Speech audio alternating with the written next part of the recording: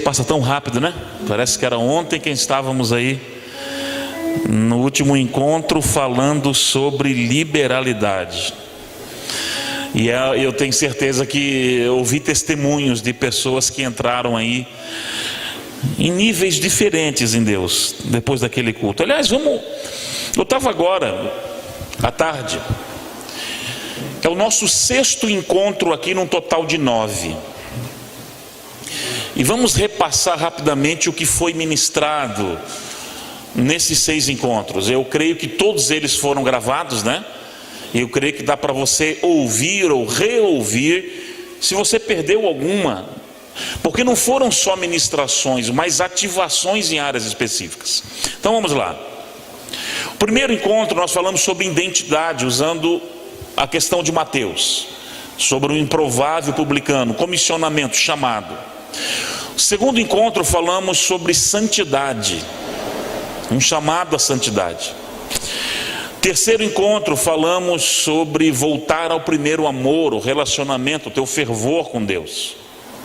No quarto encontro foi família, que daí foi dentro de um contexto da igreja aqui, já no seminário da família que eu tive com a minha esposa, que aliás foi tremendo aqui, né? O quinto encontro foi finanças. E o sexto, e é engraçado que eu não venho preparado, irmãos, eu chego aqui na cidade e é que Deus fala. Não adianta nem eu tentar me preparar com antecedência. Eu quero ministrar sobre, é de Deus, irmão. Nem Salomão em toda a sua glória pregou tomando café, irmão. Amém? E esse encontro, o 6º encontro, Deus me fez lembrar de uma palavra que há muito tempo eu não prego, sobre o David Copperfield de Novo Testamento, Simão o Mágico. E é uma palavra muito específica ao teu coração nessa noite. Me acompanha hoje meu pai, que está aqui, né? Não, é pai biológico, tem às vezes o pai espiritual, né? Mas meu pai mesmo, de sangue, que está aí me acompanhando hoje nessa empreitada, e tem sido uma bênção aí nessa viagem que vai ser um pouquinho mais longa, né? Nós vamos estar aí amanhã também, né? Um momento aí, e vamos voltar só no sábado.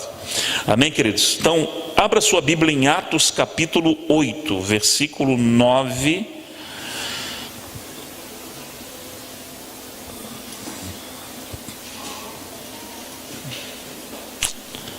Eu vou ler alguns versículos alternados. Vai ser colocado aqui? Vai? Então, Atos 8, 9, eu vou ler com vocês. Vamos ler alguns versículos alternados. Vamos ler o 9, o 10, o 13 e depois o do 17 ao 20. Vamos lá. O 9 primeiro. Não, é Atos 8, 9. Atos 8, 9. Atos dos Apóstolos. Aí. Estava ali um certo homem chamado Simão, que anteriormente exercera o quê? A arte mágica. Por isso que eu falei que o tema é Simão o Mago, tá? E tinha iludido o povo de Samaria, dizendo que era um grande personagem. 10. A qual todos atendiam, desde o menor até o maior, e diziam que esse cara, ele era a grande virtude de Deus. Pula para o 13 agora. 13. E creu até o próprio Simão. Ele foi batizado, né, nas águas ali, ficou coladinho com Filipe. E vendo os sinais e as grandes maravilhas, as curas, as operações de Deus, ele ficou atônito. Vamos agora saltar para o 17. 17. Então lhe impuseram as mãos e receberam o Espírito Santo. 18. E Simão, vendo que pela imposição das mãos dos apóstolos era dado o Espírito Santo, lhes ofereceu dinheiro, dizendo: dai-me também a mim esse poder, para aquele sobre quem eu puser as minhas mãos receba o Espírito Santo. Mas disse-lhe Pedro: teu dinheiro seja contigo para a perdição, pois cuidaste que o dom de Deus se alcança por dinheiro. Feche teus olhos, Pai. Muito obrigado pela tua presença, muito obrigado pela tua bondade, misericórdia.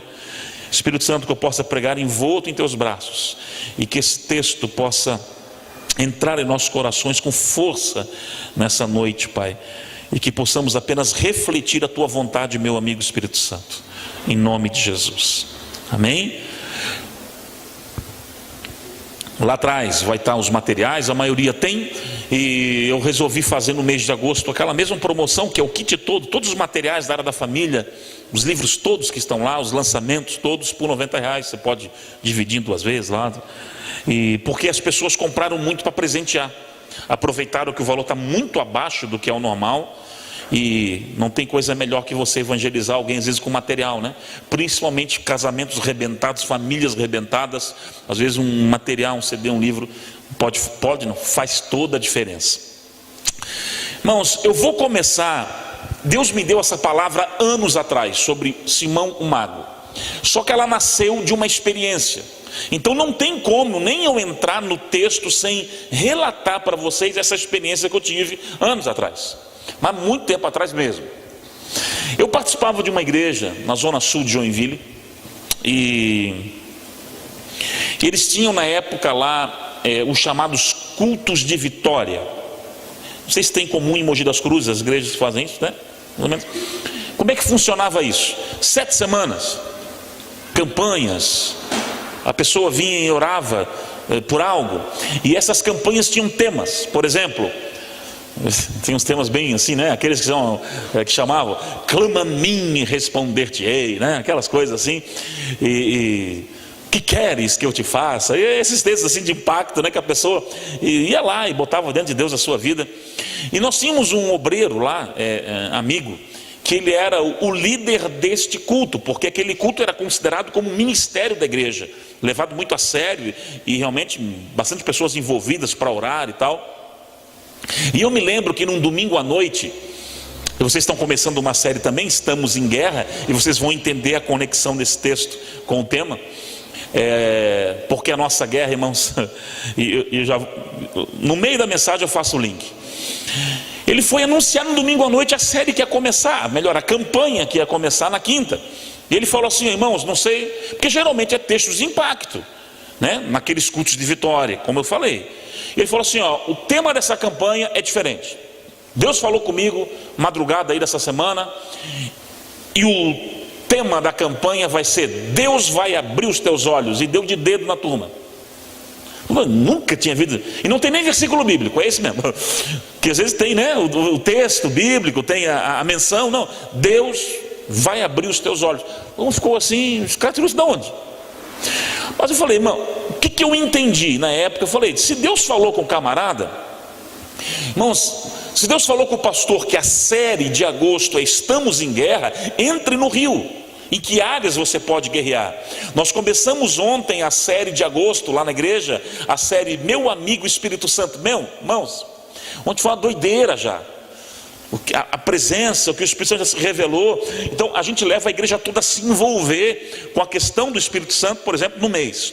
E eu falei: Deus, eu vou entrar, vou fazer esse propósito. E eu comecei a orar. Aonde que os meus olhos precisam ser abertos? Falei: vou orar também. Pronto. Passou-se um dia da campanha, 2, 3, ali pela 4ª para 5º dia da semana do propósito. O pastor chegou para mim na entrada do culto assim: ó, o irmão tal, o irmão X, que fica cuidando do estacionamento, não vai poder vir por motivo de doença. Você tem como ajudar, dar uma força para nós lá fora? Eu falei: com certeza, nunca tive problema em servir, não importa a área, como, de que jeito, não tem problema. E já fiquei lá, e assim, né, é parecido com isso aqui, porque dá para ver os carros lá fora daqui, né? Então eu ficava cuidando dos carros, tipo, com o olho lá nos carros, com a Bíblia aberta e olhando lá dentro também, né? Qual que é a palavra que está rolando lá, ouvindo, e com aqui, um olho lá. E de repente, irmãos, o pastor, em determinado momento, começou a orar. Irmãos, e genuinamente orar: ó, eu quero orar pelas suas, como é que eu posso chamar assim? Estou falando problemas, dificuldades, propósitos, na área de doença, na área de finanças, na área, sabe? Orar por bênçãos de Deus sobre a tua vida. Pronto, achei a palavra. Orar pelas bênçãos de Deus sobre a tua vida, sobre a tua casa. Começou a orar, e de repente, então, eu lá no estacionamento, com um olho no carro, um olho no culto, um olho na Bíblia, o Senhor fala comigo. Bom, mas tem vezes que Deus fala com você, tem vezes que Deus grita. Aqui foi um grito de Deus. E ele começou a ministrar o seguinte: peça para a minha igreja abrir os olhos para a importância das almas, de conversão, de salvação, e deixa que o resto eu vou acrescentar. Deus estava abrindo os meus olhos no estacionamento daquilo que realmente é importante para o reino: almas, conversões, vidas nos pés de Cristo, sangue de Cristo alcançando pessoas. E eu fiquei com aquilo, e o pastor falou: vai lá e fala para o pastor, mas está no meio do culto, não interessa. E fiquei naquilo, até que, irmão, larguei a Bíblia em cima do capô de um carro e saí correndo. Eu entrei correndo na igreja. O pastor tinha acabado de passar por uma menina, cantaram uma canção lá. Eu grudei ele, eu falei: Deus falou comigo, e chorava e falava. Pastor Marcos Santana na época, e falei para ele assim, Deus falou isso. E ele entendeu que foi uma palavra de Deus, não por mim que sou limitado, mas ele entendeu que naquele momento era Deus falando. Ele parou todo o culto, irmão, para, e levou a igreja a um nível de arrependimento. Irmão, aquele culto foi extraordinário. Sabe o que era aquele propósito dos 7 semanas para a vida da igreja? Deus abriu, não foi o olho de alguém, Deus abriu o olho de uma igreja inteira. Por isso Deus falou na madrugada com aquele obreiro, falou ali, e ele levou a igreja a partir daquele momento numa pegada de evangelismo e de fome de falar de Jesus, diferente de tudo aquilo que já tínhamos vivido. Foi nesse contexto que Deus me levou a Simão Omágua, que me deu essa palavra naquela época. Porque entenda uma coisa: nós, infelizmente, como igreja, temos perdido um pouco o foco daquilo que é importante. Quer um exemplo? Eu vou usar um exemplo aqui de culto. Olha só. Entra na Koinonia 2 de agosto de 2018, hoje, culto, quinta profética, um paralítico, certo? Nunca andou, deficiência nas pernas, nunca andou. Vem, entra alguém, coloca ele ali perto de uma cadeira no canto, ou fica ouvindo aqui na frente, lá no fundo. Ele está ouvindo a palavra. De repente o pregador, o pastor da igreja, qualquer obreiro, enfim, alguém usado por Deus com uma autoridade, ele chega assim: você, em nome de Jesus, levanta e anda. E o camarada joga a cadeira de roda na parede e sai correndo pela igreja. O que você acha que ia acontecer aqui? Diz aí, irmão. Cadeira para cima, se tivesse arma ia dar tiro, aleluia, glória a Deus, tá uma muvuca aqui, um desespero. Mas claro, não é todo dia que você vê um milagre desse. Deixa eu te fazer uma pergunta: o que aconteceria com a Koinonia nas próximas semanas?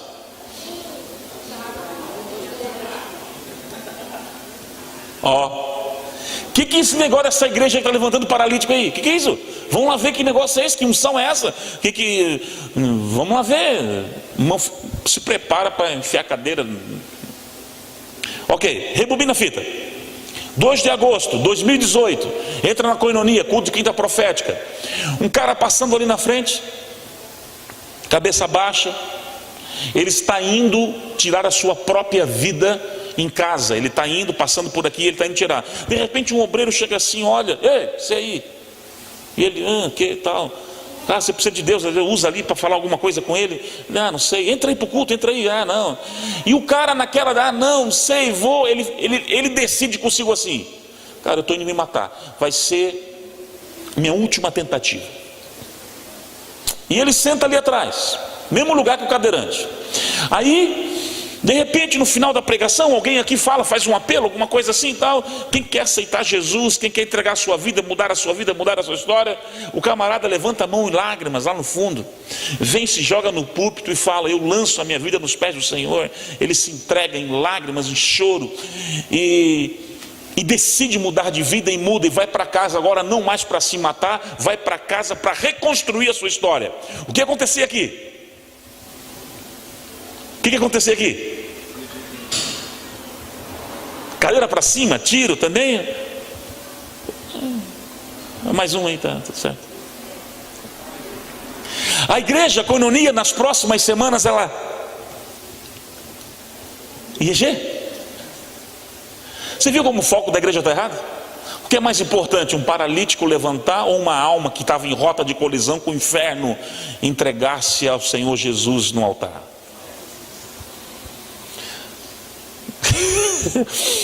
Nós estamos, irmãos, perdendo o foco daquilo que é vital. Quarta-feira agora, ontem, no culto de abertura da série Meu Amigo Espírito Santo, 7 almas se renderam ao Senhor Jesus lá. E um deles ainda, em lágrimas, um senhor que estava visitando, em lágrimas, chorava muito. Sabe aquela pessoa que entrega a vida no altar assim, com violência? E eu comecei a olhar aquilo e falei: Deus, a gente não pode perder aquilo que é vital, aquilo que é importante no reino. A igreja não pode trocar os seus valores. A gente não pode entrar numa rotina de igrejeiros que se enchem, se enfadam com tanto conhecimento, e esquecemos que a nossa prioridade é levar Jesus ao perdido, é levar Jesus àquele que precisa ser alcançado. Por isso que a mensagem dessa noite, ela é um desafio e uma proposta que você vai entender no final. Mas talvez você faça a seguinte pergunta para mim, e ela é lícita: pastor, o que tem a ver paixão por almas, falar de Jesus, com Simão o mago? Nada a ver. Vamos tentar linkar e fazer a conexão então, e para isso deixa eu introduzir historicamente essa passagem. Então eu quero que você deixe aberto em Atos 8, se quiser projetar Atos 8:1, vamos mergulhar um pouco mais fundo. Deixa a sua Bíblia aberta em Atos 8, nós vamos ler bastante aí, nesse capítulo. Antes de Atos 8:1, pode deixar aí, vamos entender o comissionamento da igreja. Jesus, quando é assunto aos céus, em Atos capítulo 1, versículo 8, ele dá uma ordem ali, ele declara um comissionamento geográfico da igreja. Então ele fala assim: recebereis poder, recebereis virtude. Para quê? Para serem minhas testemunhas. Você recebe poder para quê? Para ser testemunha de Cristo, pronto. E aí quando ele termina de falar que vocês vão receber poder para ser testemunha, ele aponta 4 geografias que desde sempre já estava no coração de Cristo para que a igreja avançasse. Então assim, ele fala assim: vocês vão ser minhas testemunhas em Jerusalém, em Judeia, em Samaria e até os confins da terra. Pronto. Era para serem testemunhas em todo o globo, em todo o planeta, aonde o Espírito enviar. Ok, eles recebem, eles entendem, Jesus parte, vem o poder que ele prometeu que viria. Atos capítulo 2, ali você vai ver o Pentecostes. E o que acontece com a igreja? Atos 8. E também Saulo consentiu na morte dele, e fez-se naquele dia uma grande perseguição contra a igreja que estava onde? Tudo mocosadinho ali em Jerusalém. E aí, por causa da perseguição, o que ocorreu o quê? É que eles foram dispersos. Porque assim, às vezes para Deus nos tirar da zona de conforto, tem que vir uma perseguiçãozinha de leve, para você levantar um pouquinho e se mexer.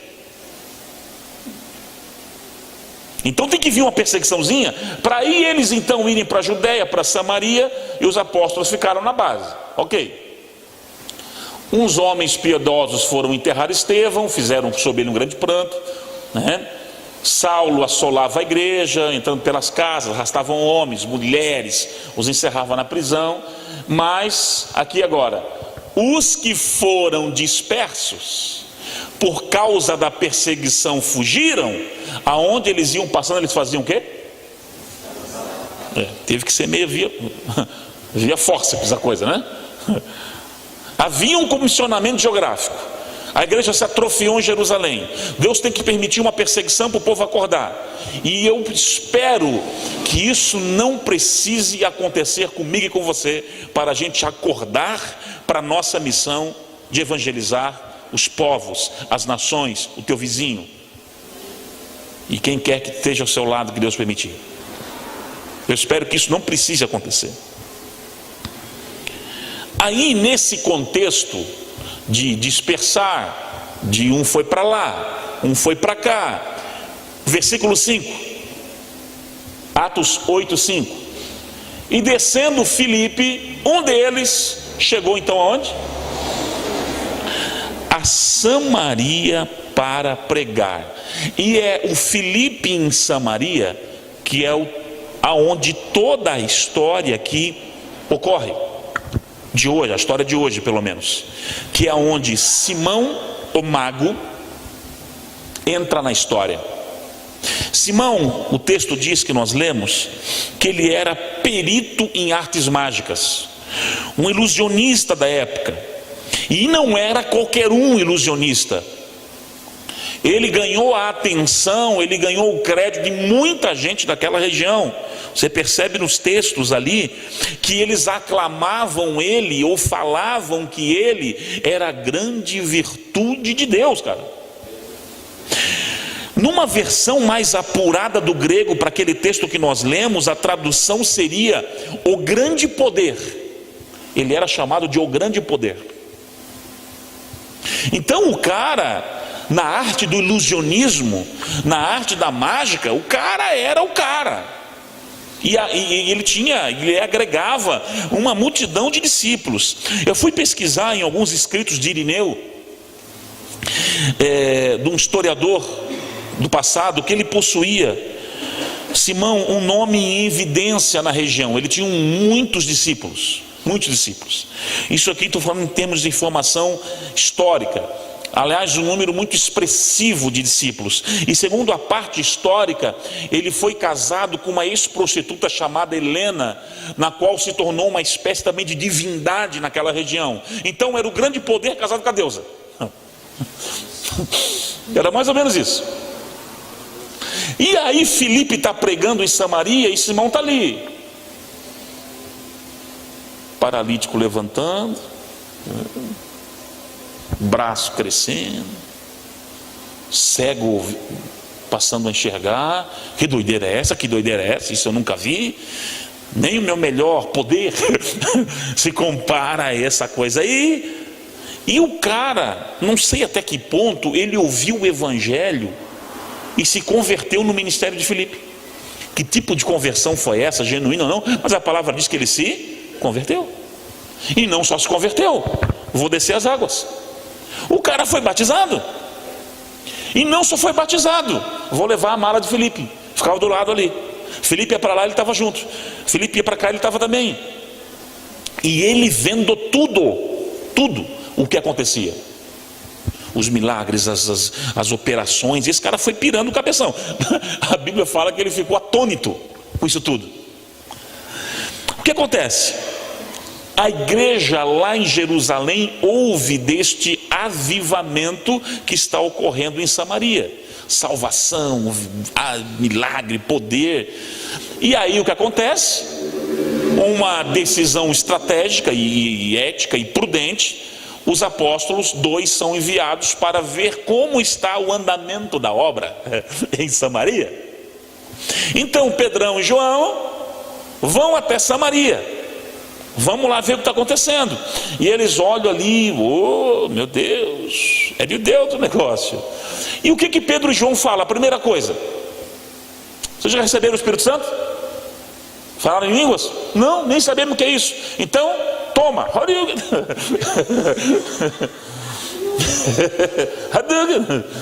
E pronto, gente. Caiu todo mundo falando em línguas. Aí foi o reteté de Jesus em Samaria. Simão já estava atônito com o que Filipe estava fazendo. Quando ele olha Pedro e João, não. Aí esses caras são o supra-sumo. Ele pira, imagina. Porque, irmão, Simão, ele era perito na arte do ilusionismo. O cara que é perito na arte do ilusionismo, ele sabe diferenciar o que é falso do que é verdadeiro. Até porque ele era especialista no falso. Então ele sabe diferenciar bem o que é falso do que é verdadeiro. E o cara, quando ele olha Pedro e João fazendo aquele negócio, falou: não, é verdadeiro o movimento. A coisa aqui é ponta firme. Aqui, né, o negócio aqui é forte. E quando ele olha aquilo, se ele já estava atônito, agora ele entra em êxtase. E o que Simão quer? Eu quero ter o mesmo dom. Eu quero tocar e fazer. E eles também caíram e falaram língua estranha. Eu também quero isso daí. Há algum problema ele em querer fazer isso? Há algum problema em querer dons? Então até aí está tudo certo. Problema nenhum. Aliás, só não tem mais quem não busca, né? Só não. É o princípio de ação e reação no reino. Tornai a mim, diz o Senhor, e eu tornarei a vós.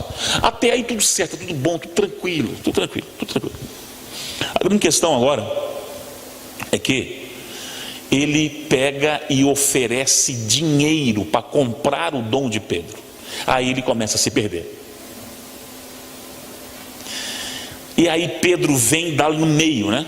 Não deixa, pá, já dá, já não, você lê o texto comigo. O pecado de Simão, o mago, foi tão grotesco que se você procurar no teu dicionário hoje, Aurélio, Micael, seja lá o que você tiver, o termo simonia, quem já ouviu falar? Poucas pessoas, ou quase ninguém. Ali só, pastor. O termo simonia é compra e venda de influência e valores na igreja. O pecado de simonia é você negociar o sacro, o santo.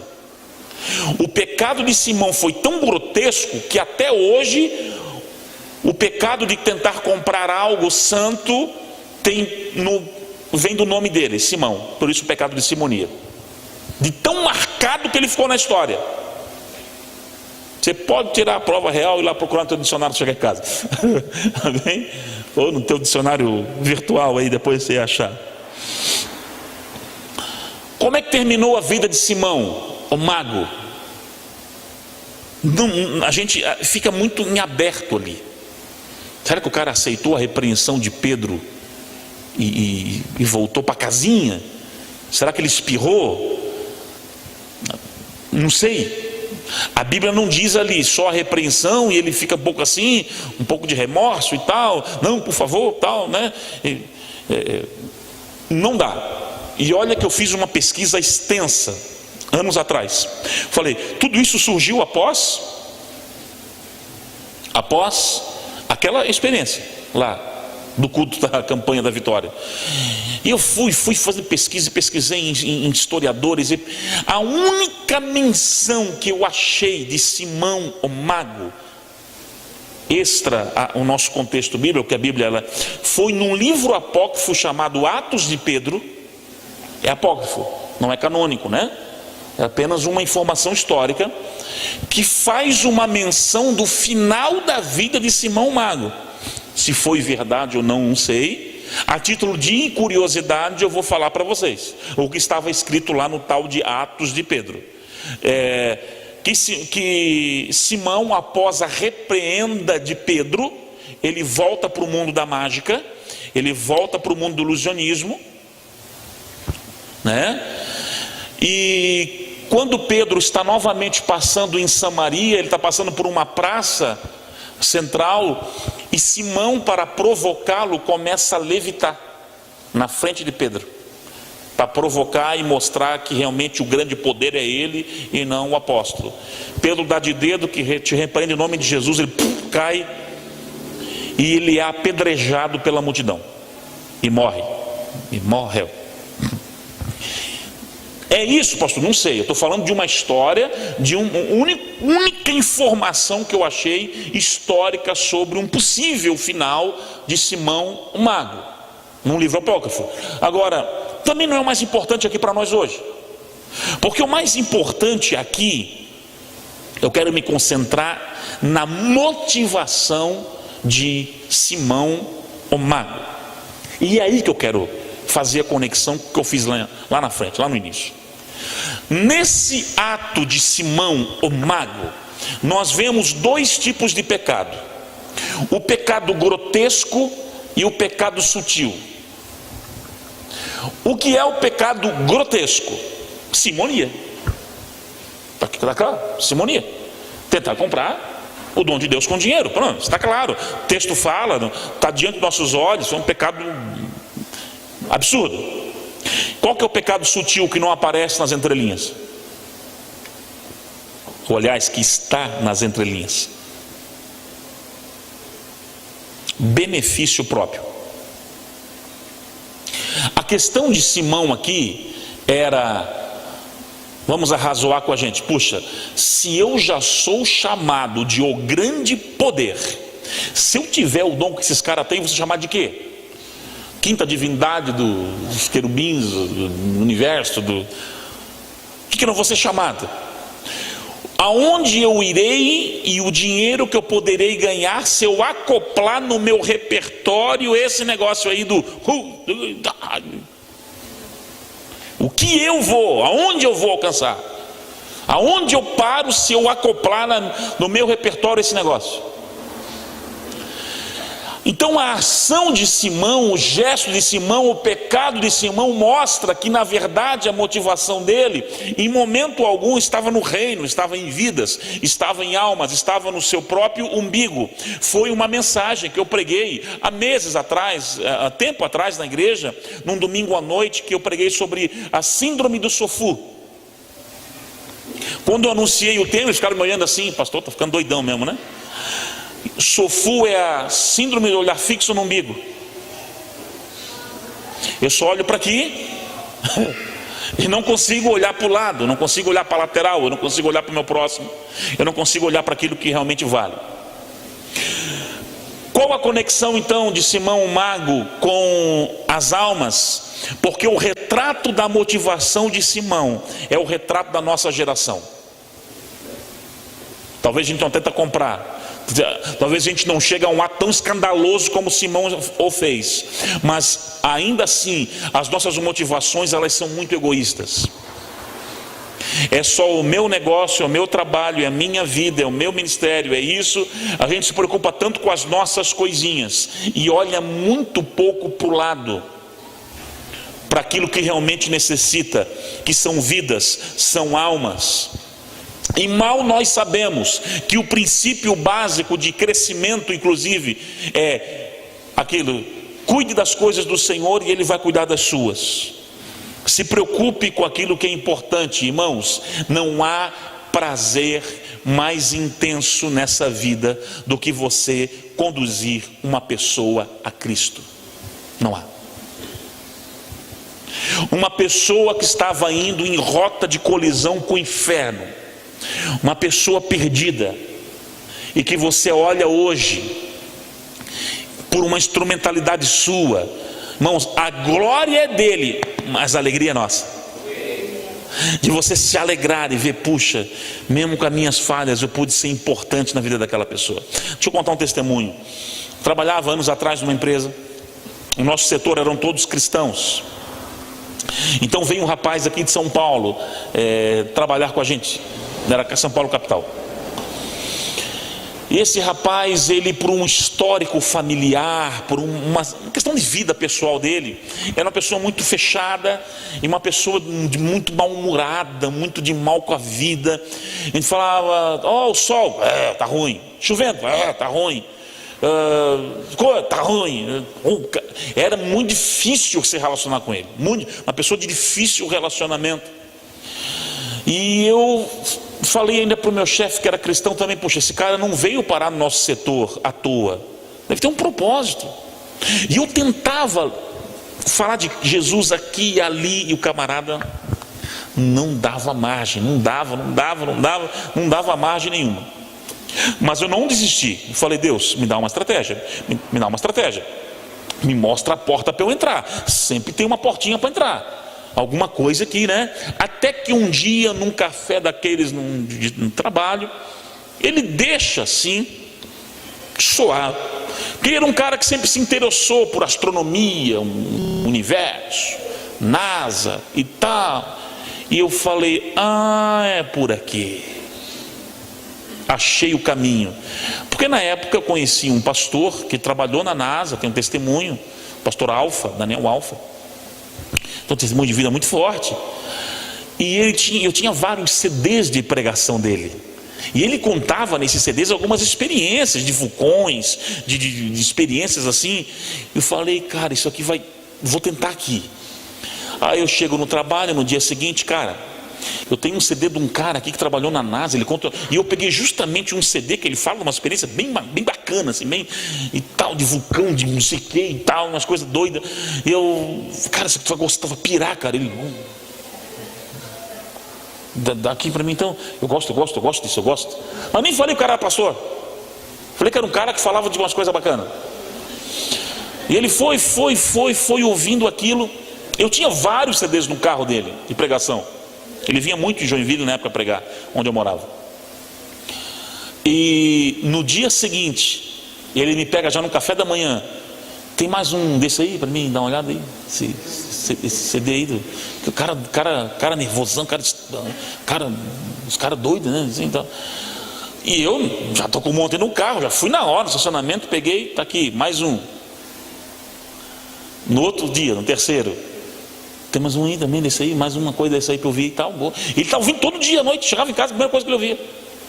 E ele, fui no carro, mais um. Aí passou o final de semana.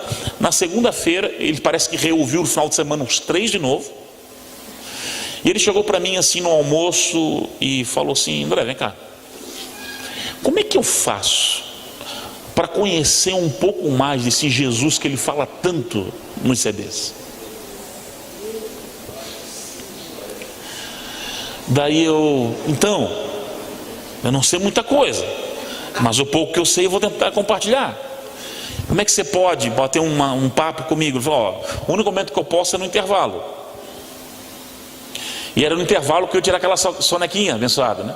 Então assim, às vezes até para ganhar alguém para Jesus, você vai sair da zona de conforto. Falei, só no almoço, então pode ser. Peguei um Novo Testamento, daquele azulzinho pequenininho, sabe, dos Gideões Missionários, aquele. E fui lá onde ele ficava, num depósito da controladoria, um depósito que era onde ficavam as tralhas. Realmente ele trabalhava no depósito, no arquivo morto, né? Ele fazia uma parte bem pesada de trabalho. Falei, não, vai ser lá no teu ambiente lá, vamos sentar lá. E começamos. 2 banquetinhas no meio daquelas tralhas todas, daquele depósito, ferragem. E eu falei, vamos começar então em João capítulo 1, versículo 1. Vamos ler o Evangelho de João junto, eu vou te explicando alguma coisa. No princípio era o verbo estava com Deus. Ele falou, mas isso aqui é português ou é aula de português? Ou que verbo é esse? Não, calma, eu vou te explicar. O verbo aqui é Jesus e tal, explicando e tal. E era muito engraçado, e foi um dia, tal, João 2, Caná da Galileia, tal, João 3. Irmãos, agora a gente chega em João 3. Isso já tinha passado aí já umas 2 semanas. A gente foi bem devagarzinho e conversava sobre a vida, falava de alguma coisa. Quando eu chego em João 3,16, o texto que você conhece muito bem, que Deus amou o mundo de tal maneira, que deu seu Filho unigênito e tal, eu entendo que é a hora de fazer o apelo, que eu até então não tinha feito. Eu falei, meu amigo, você quer levar esse Jesus para casa, você quer tal. Eu falei do plano de salvação para ele, e ele levantou e falou assim, eu quero, André. E eu me lembro que nós num depósito cheio de ferro velho do lado, 2 banquetinhas, ele aceitou Jesus aqui no meu peito, chorando desesperadamente, clamando por Jesus, lavando a minha camisa com lágrimas. E ali os céus se abriram, porque é o que Lucas 15:7 fala, que há mais alegria no céu por um pecador que se arrepende do que 1000 outras coisas que nós possamos fazer. Ele aqui, irmão, aceitou Jesus aqui. A minha igreja era muito longe para ele não tinha carro com a esposa e filhos. Chamei um pastor perto lá da casa dele, conversei, cara, cuida dessa ovelhinha para mim, discipula ele e tal, encaminhei ele para uma igreja lá perto, e o pastor cuidou dele, abraçou ele, irmãos, e foi uma coisa interessante, porque a conversão dele foi muito fulminante. Aquele cara que vivia resmungando no corredor, ó dia, ó vida, ó azar, né? Porque tá ruim, tá... Era um cara que agora, volta e meia, eu encontrava ele no corredor agora, falando de Jesus para alguém, e nem sabia direito nada, assim, quase. O pouquinho que ele aprendia, que ele ouvia o pastor pregar no domingo, Jesus curou pão e peixe, multiplicou. Ó irmão, Jesus um dia multiplicou um pão e peixe. Ele já replicava aquilo a semana inteira para alguém. Já pegava a mensagem do pastor domingo à noite e já pregava aquilo para todo mundo a semana inteira. E foi. E era bom, irmãos, pensa, um cara que, não se dava bem com ninguém. Agora às vezes eu passava ele lá no cafezinho, no almoço, falando de Jesus para alguém, sentado e tal. Ou o culto ontem foi uma bênção, eu estava num culto, Jesus falou e tal. E foi interessante porque ele tinha um curso de segurança do trabalho, mas estava meio aposentado, e apareceu uma vaga interna para isso. E eles falaram que eles queriam aproveitar alguém internamente. E eu falei, cara, vamos tentar? Não, cara, tem muita gente mais preparada que eu. O meu cursozinho lá que eu fiz há muito tempo atrás, falei, vamos colocar diante de Deus. Eu vou lá contigo se inscrever com você. E nós vamos para a oração. Se essa porta for tua, vai se abrir. Fui lá com ele na segurança do trabalho da empresa ainda, ó. Andrezinho aqui tem coisa e tal. Vamos lá, inscrevemos ele e fomos orar. Resumindo, gente, a vaga foi dele. O menino saiu lá daquele meio das tralhas que ficava, passou a entrar num lugar melhor, ganhando mais do que eu ganhava ainda. Eu falei, rapaz, você me passou já. Olha aí, Jesus é bom. Jesus faz essas coisas lindas, ganhando mais do que eu já ganhava e tal. E realmente aquele menino mudou de vida. Depois até ele mudou de cidade, foi para uma outra cidade, por uma proposta ainda maior de trabalho. Até eu perdi o contato com ele. Eu tenho vontade de tentar achar ele numa rede social, alguma coisa assim. E sabe o que é interessante? Toda vez que eu passava no corredor e orava aquele menino mudando de vida, sua esposa, seus filhos, a glória do Senhor, mas a alegria nossa, irmãos. Eu pude, de alguma forma, ser um instrumento que mudou a vida de alguém. Não há coisa melhor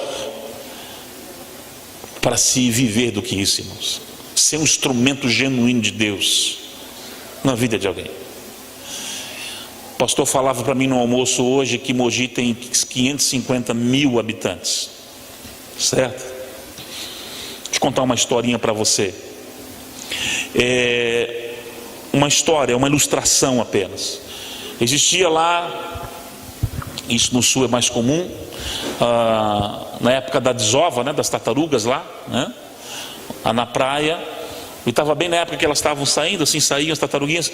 Então o mar estava assim, a areia, aquele trecho da areia da praia estava negro, preto, só das tartaruguinhas na desova, naquela época, saindo e tal. E a maioria delas é assim, não lembro a porcentagem agora, acho que é 90% não sobrevive, porque não consegue nem chegar na água, ou vem um predador natural, ou acontece alguma coisa. É uma porcentagem de 5 a 10% só que sobrevive, é bem pequena, que consegue chegar e tal, de toda essa, quando vem essas desovas, E aí um menininho, uns 10 anos, passando na praia, pegou uma tartaruguinha daquela na mão, na areia, e fez assim, ó,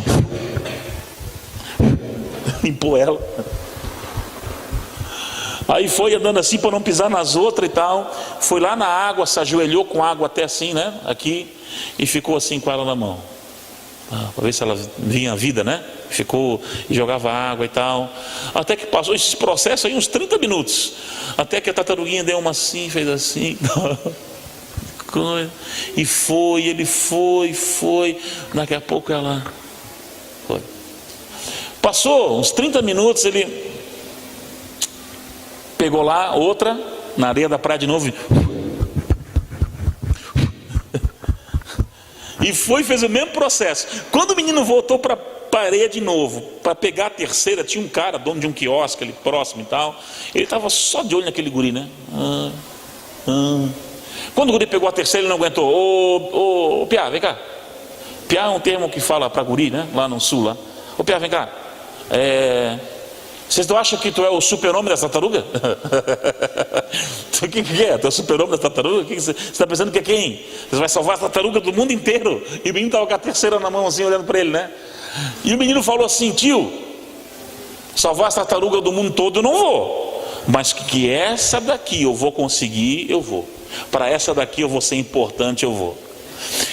Talvez você não consiga salvar as 550 mil pessoas dessa cidade, mas quem sabe para alguém você consegue ser importante. Para o teu vizinho você consegue ser importante. Para a pessoa que estuda com você, você consegue ser importante. Para um familiar seu, você consegue ser importante. Para alguém você consegue ser relevante. Porque, irmão, não tem como nós, vivendo em Cristo, passar um ano inteiro e não levar ninguém ao processo de conversão. Não levar ninguém a Cristo. E eu queria que você ficasse de pé nessa noite, em nome de Jesus, porque eu quero ler um texto, se puder colocar para mim, Mateus capítulo 4, versículo 19. Se o pessoal do violão que quiser fazer aqui me ajudar aqui. E eu veio uma estratégia, os cultos que a gente tem vindo aqui, Mateus 4, 19. Esse é o convite de Jesus para nós como igreja nessa noite. Os cultos que nós temos vindo aqui na quinta-feira, eles têm sido assim desafiadores. É Mateus 4, 19. Eles têm sido desafiadores. São sempre não pregações, mas desafios. O convite de Jesus para mim e você nessa noite é esse aqui. Vamos ler juntos? No 3? 1, 2, 3. E disse-lhes: vinde após mim, e eu vos farei pescadores de homens. Vamos ler de novo, vai ficar bonito? Vamos lá. E disse-lhes: vinde após mim, e eu vos farei pescadores de homens. Eu quero propor um desafio para você. Não há evangelho genuíno sem paixão por almas. Não é evangelho genuíno sem amor por vidas. Pastor, não sei falar. Vamos, às vezes entregar um panfleto, você sabe.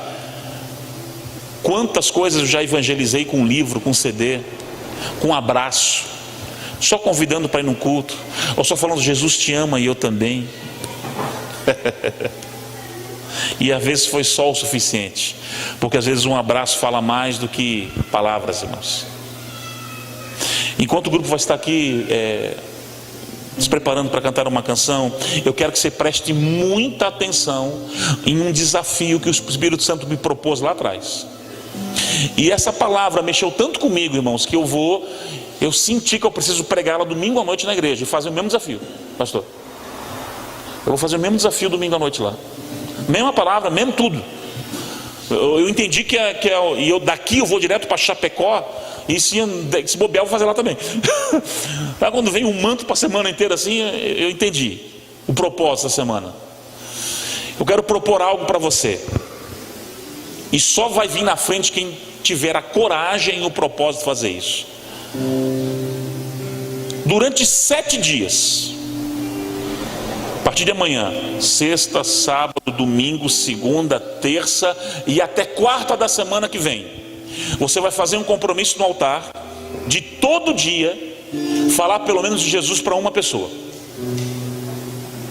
Quem? Não interessa, nem gruda na rua. Ô irmão, você conhece Jesus? Não. Deixa eu falar para você, ele é bom demais, ele te ama, eu também. Só queria falar isso. Pastor, eu não sou cara de pau assim não, mas Deus vai te dar graça, irmão. No trem, quem pega o trem, no trabalho, ou vai pegar um livro seu particular, ou alguma coisa, um CD, irmão, eu quero dizer que eu estou orando por você, eu e a minha casa, quero te dar um presente, quero dizer que Jesus te ama, e está aqui um presente. Você vai fazer isso por 7 dias, sexta, sábado, domingo, segunda, terça, quarta e quarta da semana que vem. E você vai gerar um hábito para falar de Jesus. Sabe o que vai acontecer? Alguns de vocês vão ter experiências que nunca tiveram com Deus essa semana. Porque daqui a pouco vocês vão parar alguém na rua, vai chegar no trabalho, o cara vai abrir o coração para você, daqui a pouco vai grudar no teu pescoço, você vai ter experiências, quem sabe com anos de conversão você nunca teve. Ou você vai ligar para alguém, você vai orar naquele dia. Cara, um amigo antigo que você não fala há muito tempo, você tem o WhatsApp dele ali, cara, me lembrei de você nesse dia, quero dizer que Deus te ama, cara, que eu estou orando pela sua vida. Alguém, pelo menos uma pessoa por dia, você vai fazer um compromisso de falar nos próximos 7 dias. E eu quero acreditar de todo o meu coração que algumas pessoas serão tão inundadas por isso, que não vai ficar só nos 7 dias, vai ser mais. Porque o Senhor os chama nessa noite para vocês serem pescadores de homens. Não adianta só profecia, não adianta só reteté, não adianta só revelação. Tudo isso é bom, tudo isso é válido, se não tiver salvação de almas. Não adianta o teu ministério alcançar patamares extraordinários, se não houver uma fome por almas. Eu sei que alguns têm a veia de evangelista, então isso se acentua um pouco mais. Mas independente se você é no mestrado, se você é num outro ministério que Deus flui você, não importa, todos nós fomos chamados para cumprir o ID. Isso é para todos. E você que topa nessa noite fazer esse desafio, é um desafio de 7 dias. Você vai vir no altar aqui essa noite, saia do seu lugar e venha até o altar. Você fazer um desafio de falar de Jesus durante 7 dias. O pessoal está no louvor, se quiser também, pode ficar aí onde está, mas você vai só levantar a mão e vai orar junto com a gente. Durante 7 dias você vai, a partir de amanhã, e tem que ser antes de você dormir, até o findar do dia, até o último instante, você vai encontrar alguém, você vai falar do amor de Jesus para alguém. Vai haver muitas conversões nesses 7 dias. Vai haver muitas vidas e almas rendidas aos pés de Jesus nesses 7 dias. Vai ser um tempo extraordinário. Deus vai te dar estratégia todos os dias, tá? Ou pelo WhatsApp, ou pessoalmente, ou alguns que Deus vai mandar vocês barrar na rua e falar de Jesus. Feche teus olhos, querido. Obrigado, Jesus. Isso, Senhor. Obrigado, Senhor Deus. Que a tua presença nos alcance nesses dias. Nos fortalece. Usa-nos, Senhor, para louvor da tua glória. A todos nós como igreja.